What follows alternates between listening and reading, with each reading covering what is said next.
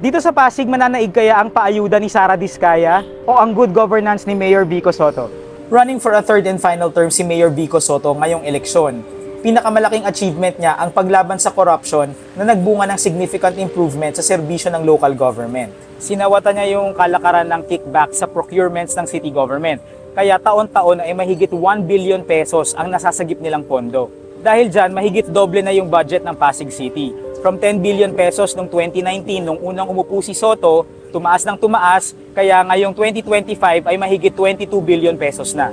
Karamihan ng mga pondo na yon ay nai-channel sa expanded social services, kabilang ang edukasyon at saka healthcare. Halimbawa, in-expand yung kanilang dalawang public hospitals na libre na ngayon para sa mga residente. Nagkaroon din ng bagong mega dialysis center na libre rin para sa mga residente. Dumoble na rin yung number ng kanilang mga college scholars from 11,000 noong 2019 to 25,000 this year. In fact, nakatanggap ng award ang Pasig City from the World Health Organization noong September 2024. Noong 2021 naman, pinarangalan si Sotto ng US State Department bilang isang anti-corruption champion. Gamit din yung mga nasagip na pondo ay nagpapatayo ngayon ang Pasig ng bagong City Hall kasi mahuna na yung existing.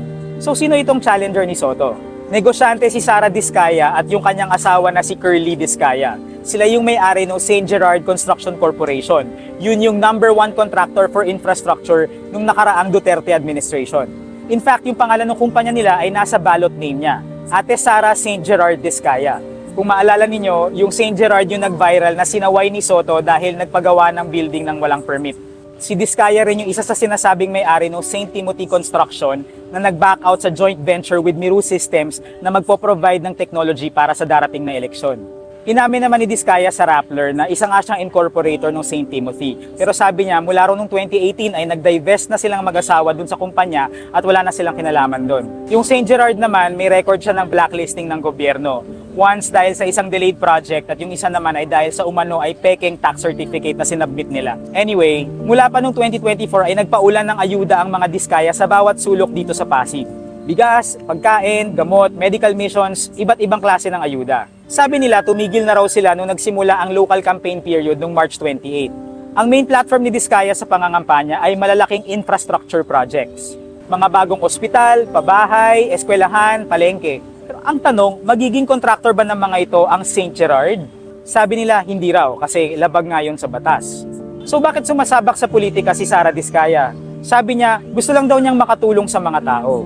Sabi ni Diskaya, nag-focus daw masyado sa good governance at anti-corruption si Sotto at napabayaan ng ilang mga sektor gaya ng healthcare at edukasyon. Para kay Diskaya, dapat daw ay may agarang solusyon sa mga problema ng mga tao. Para naman kay Sotto, oo raw, mahalaga ang ayuda at meron naman daw ganyang programa yung local government.